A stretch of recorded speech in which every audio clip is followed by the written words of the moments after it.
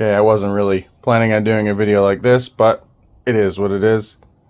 While I was out of town for some training, I had the motorcycle with me, as some of the shorts have showed.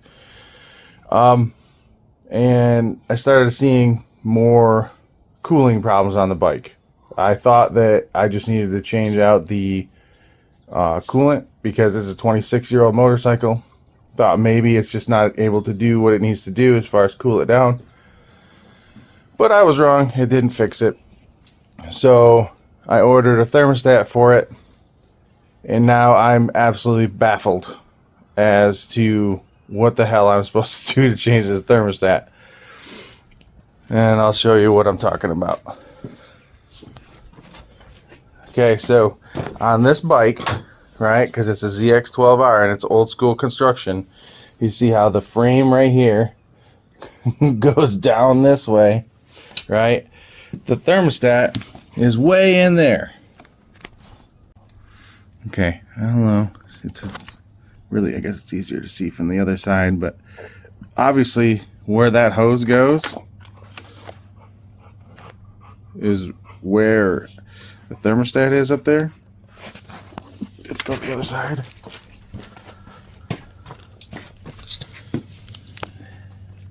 See, I've taken the temperature sensor out from right there to try to get more room, because the thermostat there, now you can see the housing. Oh, if I can get it to focus. There you go, that's the housing. There's like no room in here. It's almost like changing the thermostat is supposed to be like an engine out situation. I don't know how I'm gonna really manage to do this. From the diagrams I see, there's 3 screws. But like there's fuel lines in the way, because that's what this little thing is, or that black vertical line is right there. That's fuel line. That's fuel line. And then that's wiring above it. I can't even get to that hose clamp right there. That hose clamp, yeah, good luck with that one. So this is gonna be rough. But I'm gonna try and change the thermostat. Then I also got a new coolant bottle coming, because I had a little situation on the trailer on the way home. Broken axle on the trailer, and the bikes were tied down really good, but my bike almost fell off of it. This was leaking right here. There you can see the little crack right there. It was leaking right here, but when the bike almost fell off the trailer, we pushed it back up. That little hole right there happened, and all we did was push on the side of this to lift it back up, and it just split the whole bottom of the coolant bottle out. So I have a new bottle and cap on the way. It should be here hopefully tomorrow. But in the meantime, I gotta try to figure out how to change this thermostat that's way up in there, because I even have wires unplugged from in there. You can almost see it in the dark, but it's gonna be rough. So I gotta figure out what configuration of tools I need to get that out of there. Okay, so just as far as today, or as far as this goes up to now, this is like 3 days after I started this video. That hose was on there really good. I could not get it off. Same thing up here. See if I can get that in focus. That fuel line barb right there. Those were seized on pretty good. You know, it's been 26 years it's been on there. So I was actually able to use the heat gun to get both of those broke loose. Just put a lot of heat in the area, and I pried a little bit on the fuel line with some long pliers. These things right here,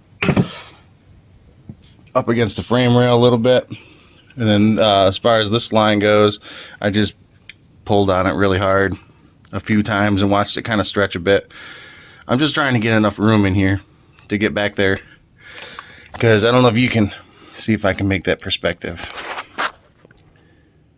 Okay, bolt, bottom to hose, bolt, bottom hose. There's like no room to get to this. And then that one above, the bracket somewhat obstructs it right here. So that's going to be tough, but that bracket holds this upper wiring harness loom. And then I don't even know on the other side. I've just been working on trying to get this, because it's pointless to pull this out if I can't get all 4 of them, or pull all the bolts out if I can't get all 4 of them out. So this is just kind of where I'm at this point. Okay, so this nice little blue gear bar right here. See how I got the 1/4 inch extension down at the other end, and then I got the ratchet out here.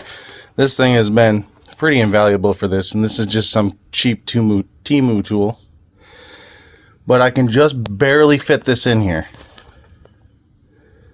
So I've got it on a short extension. Let's see if I can show that. So I got it on a short extension, but see this back here on the back wall, that's the frame. And then on the other side of that is obviously the battery box right here. So this just, it just wasn't the greatest design here. But it looks like I'm going to be able to get to all of them, all of the screws. I broke the other 2 loose on the other side. So hopefully this just comes out nice and easy. But I did have to take the fuel barb off on this side too, in order to actually like get in here and be able to see very clearly. Alright, all the bolts are out. This wiring bracket on top is loose. I guess here's the moment of truth on whether or not that is just gonna come off or if it's gonna fight me.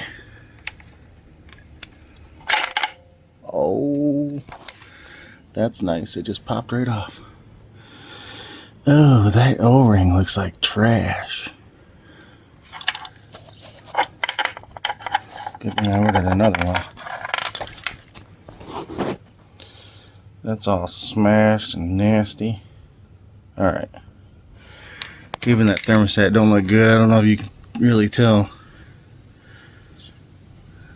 It's got like a corroded kind of look to it. But the coolant when it come out didn't look that bad.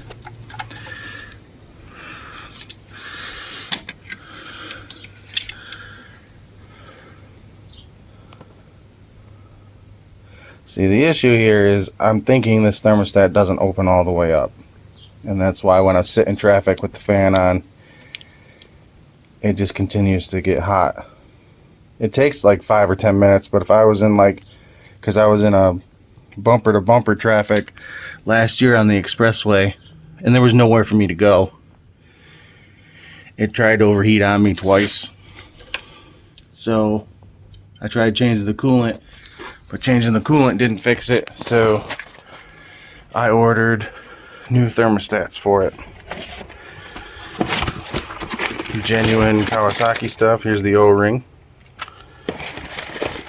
Here's the thermostat, and I accidentally ordered, I don't know how or why, 2 thermostats. I mean, I'm probably going to send one of them back because they're $60 a piece. But these are, you know, actual genuine Kawasaki's. And this doesn't have any color to it, so hopefully I won't have any more overheating problems. And hopefully I can just stick this in the hole and it'll just kind of stay there. I think I'm going to have to kind of see if I can't clean that up just a touch before I try to stick it all back together. So let me try and do that. That looks significantly better. I just used a flathead screwdriver and kind of went around it a few times to scrape out all the corrosion and stuff, and then wiped it out with a rag. Now I can put the new O-ring in here. I think the hardest part about this whole thing is going to be trying to make sure that this doesn't leak, because I'm trying to transfer all the torque from tightening this through that gear drive bar, because it'd be nice if it was a chain drive bar, but those are expensive. So I have a gear drive bar. It's something is better than nothing, because it obviously worked for this situation. But this part's done. Now I gotta try and see about the mating surface on the block. Okay, so I reached in there, kind of like held that, because it's kind of firm but soft yet, you know what I mean?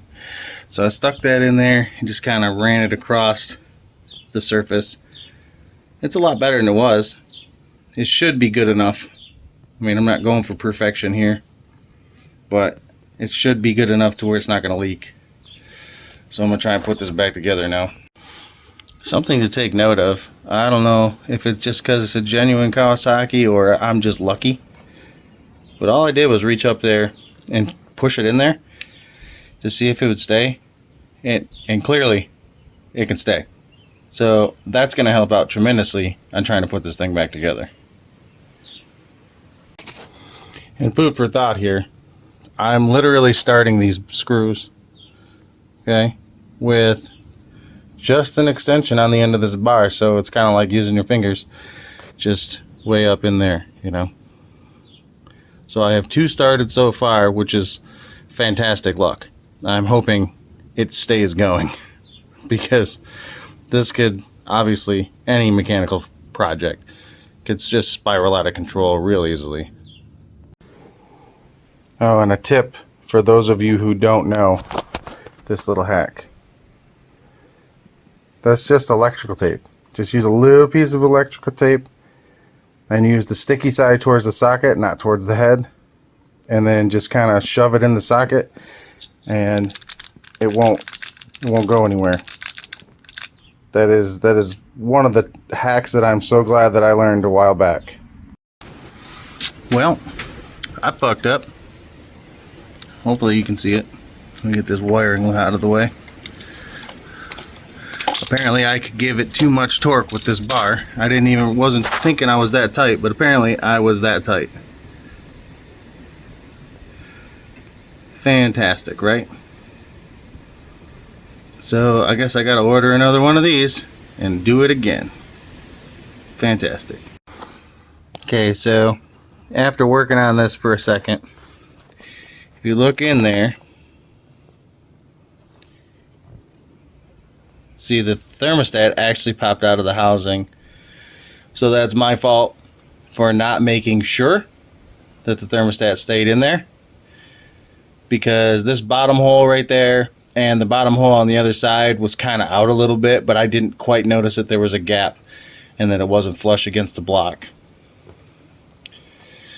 But to make sure that I can get this thing back on the road here soon, I ordered 2 of those housings just in case I fuck up another one.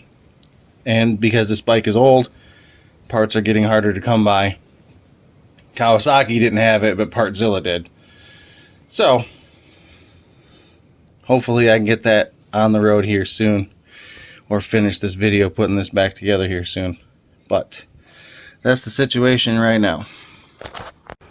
Okay, so here's the situation. You can see it's very clearly cracked right there, and it's cracked across the bottom there. And they kind of get close to over here, but on the other side we're still good. It's just that obviously this is not going to clamp correctly. It's not going to seal. Here's what it is.